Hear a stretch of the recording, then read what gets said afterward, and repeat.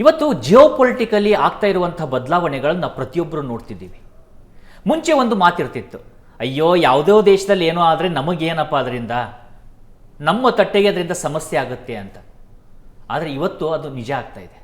ಈ ಪ್ರಪಂಚದ ಯಾವುದೇ ದೇಶದಲ್ಲಿ ಆಗುವಂಥ ಚಿಕ್ಕ ಪುಟ್ಟ ಬದಲಾವಣೆಗಳು ಕೂಡ ನೇರವಾಗಿ ನಮ್ಮ ತಟ್ಟೆಗೆ ಬರುತ್ತೆ. ನಮ್ಮ ಭವಿಷ್ಯಕ್ಕೂ ಕೂಡ ಅದರಿಂದ ಆಗಬಹುದಾದಂಥ ಅಪಾಯಗಳ ಬಗ್ಗೆ ಎಚ್ಚರಿಕೆಯನ್ನು ಮೂಡಿಸೋ ಹಂತಕ್ಕೆ ಹೋಗುತ್ತೆ.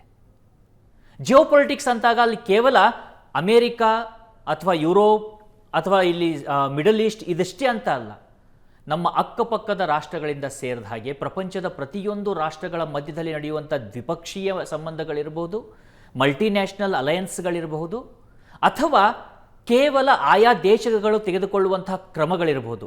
ಒಂದಿಲ್ಲ ಒಂದು ರೀತಿಯಿಂದ ಭಾರತದ ಜನರಿಗೆ ಅದು ರಿಲೇಟ್ ಆಗಿರುತ್ತೆ ಅಥವಾ ಭಾರತ ಜನರ ಮೇಲೆ ಪರಿಣಾಮ ಬೀರುವಂಥ ಸಂದರ್ಭಗಳನ್ನು ಕೂಡ ಉಂಟು ಮಾಡುತ್ತೆ.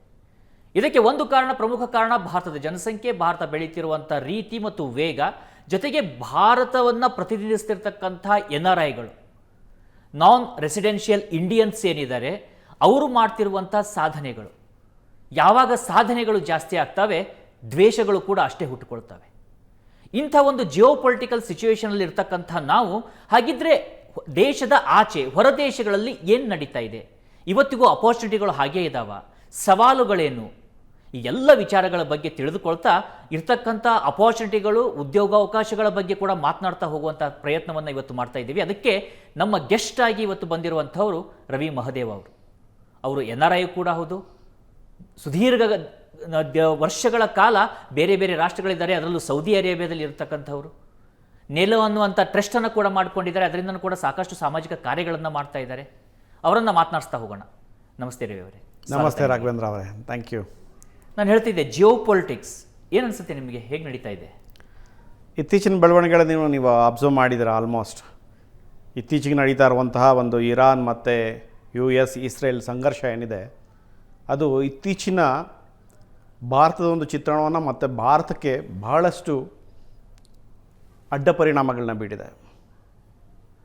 ಈಗ ನೀವು ನೋಡಿರ್ಬೋದು, ಆಯಿಲ್ ರೇಟು ಬಹಳ ವ್ಯತಿರಿಕ್ತವಾಗಿ ಎಫೆಕ್ಟ್ ಆಗಿದೆ.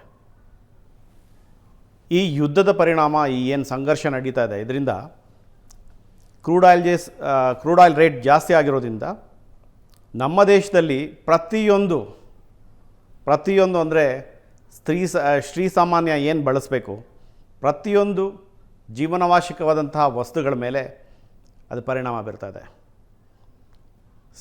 ಸರಕು ಸಾಗಣೆ ಮತ್ತು ಆ ಸರಕು ಸಾಗಣೆ ಮೇಲೆ ಬೀರುವಂತಹ ಪರಿಣಾಮದಿಂದ ಪ್ರತಿಯೊಂದು ಬೆಲೆ ದುಬಾರಿ ಆಗ್ತಾ ಇದೆ. ಬರೀ ದುಬಾರಿ ಆಗೋದು ಜನಸಾಮಾನ್ಯರಿಗೆ ಅಷ್ಟೇ ಅಲ್ಲ, ವಿದೇಶದಲ್ಲಿರುವಂತಹ ನಮ್ಮಂಥವರಿಗೂ ಸಹ ಇದರ ಪರಿಣಾಮ ಬೀರ್ತಾ ಇದೆ.